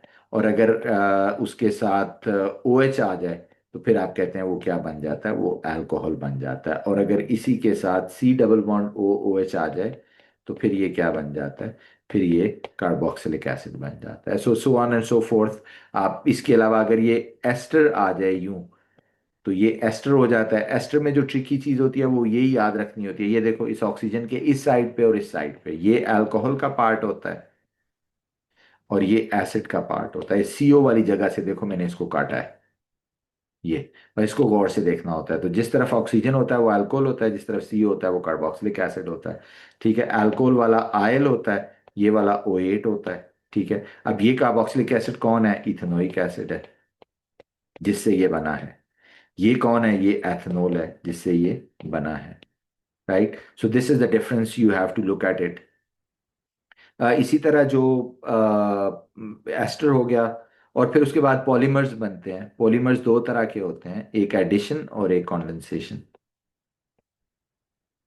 बीच में मैंने रिएक्शंस छोड़ दिए हैं। अल्कोहल के दो रिएक्शंस हैं जिसमें ऑक्सीडेशन है और उसकी स्टेरिफिकेशन है, जिसमें कार्बोक्सिलिक एसिड से रिएक्ट करता है। अल्कोहल की प्रिपरेशन और उसका डिफरेंस, कि वो एथेनॉल अगर आप फर्मेंटेशन से बनाएंगे तो क्या होगा और उससे बनाएंगे तो क्या होगा। मैं इसको साथ चार्ट पे भी लगाऊं। अगर आप उसको बनाते हैं, इसका डिफरेंस वो कैसे होगा, ठीक है? ये एडवांटेज डिसएडवांटेज, राइट? इसके अलावा जो एक और चीज है, अ, वो है वो सारे रिएक्शंस, एल्केन की क्रैकिंग के बारे में वो सवाल पूछ सकता है, ठीक है? सो क्रैकिंग ऑफ एल्केन में क्या होगा, right? So this is how the cracking of alkanes के बारे में, कि लॉन्ग चेन एल्केन जो लेस यूजफुल होते हैं वो ज्यादा उसमें कन्वर्ट हो जाते हैं। फिर एल्केन के यूजेस के बारे में सवाल आ सकता है बच्चों, ठीक है? जिसमें आपको बताया हुआ है कि एक एक दो दो तीन तीन यूजेस बताए हुए हैं, कि पेट्रोल कहाँ यूज होता है, नेफ्ता कहाँ यूज होता है फीड स्टॉक में, कैरोसिन जो है वो जहाज़ों के जेट फ्यूल होता है, डीजल जो है वो लॉरीज वगैरह में यूज होता है, एट्सेट्रा एट्सेट्रा, राइट? सो ये सारी याद करें। पॉलीमर में दो चीज़ होती हैं, एक एडिशन होती है और एक क्या होती है, कॉन्डेंसेशन होती है, ठीक है? एडिशन पोलीमराइजेशन और condensation polymerisation, right? So addition और कॉन्डेंसेशन में जब कार्बन कार्बन डबल बॉन्ड हो तो फिर एडिशन होती है, और अगर डबल बॉन्ड ना हो तो कॉन्डेंसेशन होती है। एडिशन में बस आपको मॉलिक्यूल्स को ऐड करना होता है, जैसे ये देख रहे हो, ये इसका डबल बॉन्ड खत्म करके इसको इतनी ही दफा लिख देना होता है। अगर इसमें तीन कार्बन हो तो फिर ये जो तीसरा वाला कार्बन है इसको खींच के यहाँ नीचे ले आते हैं एज अ ब्रांच, बस उसको लिखते जाते हैं। और अगर इसमें लेट से चौथा वाला कार्बन भी होता तो फिर भी हम इसको इन दो को ही लिखते, लेकिन जो साइड वाले हैं उसको एज अ ब्रांच कर देते। ये देख रहे हैं आप, तो इसको ब्रांच में ले आते हैं। तो आपने देखा दो कार्बन का ही हमेशा यूनिट बनता है, चाहे उसमें तीन कार्बन हो चार कार्बन हो। तो ये एडिशन पोलीमराइजेशन होती है। और कॉन्डेंसेशन में तीन टाइप्स हैं जो आपको रटा करनी है, जो हमारे सिलेबस में है। एक होता है नायलॉन, एक होता है पीईटी, और एक होता है प्रोटीन। तो ये तीन ही हैं, ठीक है? इसमें आपको नायलॉन में एक जो मोनोमर होता है वो डाई कार्बोक्सिलिक होता है, और डाई एमाइन होता है। पीईटी में भी डाई कार्बोक्सिलिक होता है और डाई ओल होता है। और इसमें दोनों अमाइनो एसिड्स होते हैं प्रोटीन में, ठीक है? और जब आप इसको अरेंज करते हो, जैसे डाई कार्बोक्सिलिक वो है जिसमें दो दफा कार्बोक्सिलिक आएगा, ये देखो। बट आप कहते हैं जब पॉलीमर बनेगा तो बस इतना डिफरेंस है कि इस ओ एच को नहीं लिखना, ठीक है? डायमाइन किसको कहते हैं? जिसमें NH2 होता है। बॉक्स का मतलब कार्बन चेन है। तो आप कहते हैं जब पॉलीमर बनेगा तो क्या करना है? बस NH2 को नहीं लिखना और इसको आपस में जोड़ दें, बस। ये चीज इधर आ गई, ये इधर आ गई। इसी तरह अगर कोई डाई कार्बोक्सिलिक और डाई ओल है, ये देखिए, ये और ये, इसमें भी यही है। डायोल में बस OH होता है दोनों तरफ, तो आपने उस H को हटा देना होता है, ठीक है? और वो उसके से जोड़ देना होता है, राइट? तो ये बन गया, ये बन गया, राइट? सो अमाइनो एसिड्स में इस तरफ क्या होता है? C डबल बॉन्ड OH होता है, और इस तरफ क्या होता है? OH होता है, H और ये R, राइट? सो इसमें OH चला गया, इसमें H चला गया, but वही चीज होती है। सॉरी, NH2 हो गया, माय अपॉलॉजीज। सो NH2 हो गया, ये अमाइनो एसिड बता रहा हूँ। तो इधर से H चला गया, इधर से O चला गया, ये अमाइनो एसिड बन गया। So this is amino acid की polymerisation, and this is polyester की पॉलीमराइजेशन। पोलिएस्टर मतलब पीईटी की, और दिस इज पॉलीएमाइड की। अब मैं इनको पॉलीएमाइड पॉलिएस्टर क्यों कह रहा हूँ, कि जब ये आपस में लिंक होते हैं तो CONH जो लिंकेज बनती है इसे एमाइड लिंकेज बोलते हैं। जब ये आपस में लिंक होता है तो ये C जब O से लिंक होता है ना, ये वाला, तो ये जो लिंकेज होती है इसे एस्टर लिंकेज बोलते हैं।